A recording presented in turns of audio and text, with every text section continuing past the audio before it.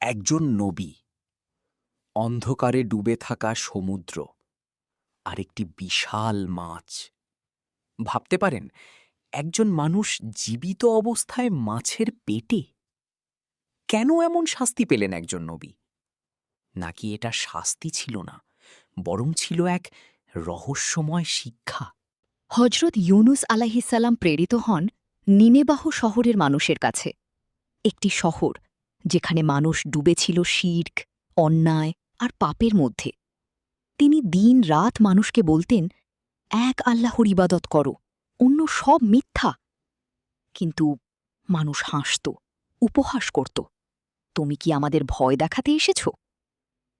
বছরের পর বছর চেষ্টা, কিন্তু খুব কম মানুষই তার কথা শুনল।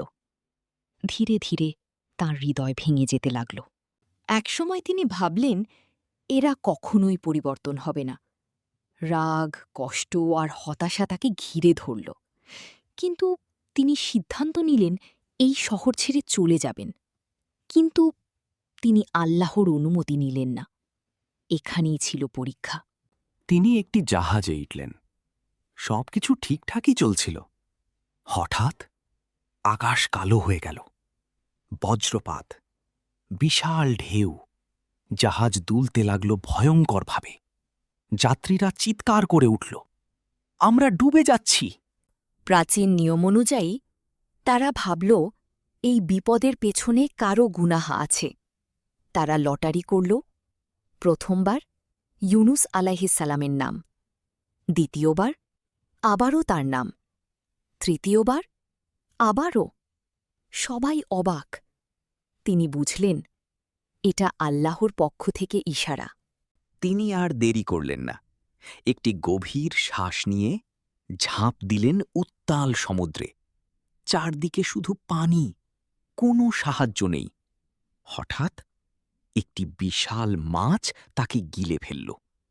কিন্তু এটা মৃত্যু ছিল না, এটা ছিল আল্লাহর পরিকল্পনা।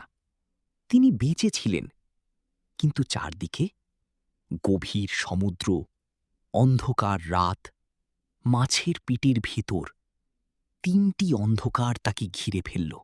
এই ভয়ঙ্কর অবস্থায় তিনি বুঝলেন নিজের ভুল। তিনি কান্না করতে লাগলেন আর পড়তে লাগলেন সেই বিখ্যাত দোয়া, লা ইলাহা ইল্লা আনতা সুবহানাকা ইন্নী কুনতু মিনাজ জলিমিন, যার অর্থ, তুমি ছাড়া কোনো উপাস্য নেই, তুমি পবিত্র, আমি অবশ্যই ভুল করেছি।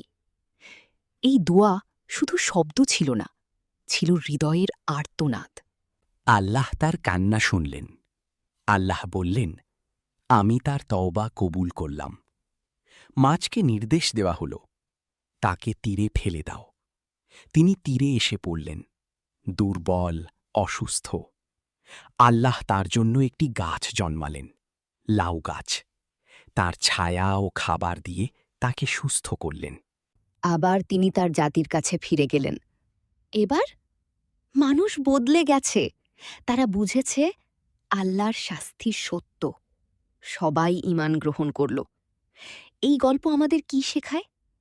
ধৈর্য হারিও না, আল্লাহর ওপর ভরসা রাখো, ভুল করলে ফিরে আসো, কারণ আল্লাহ সবসময় ক্ষমা করতে প্রস্তুত।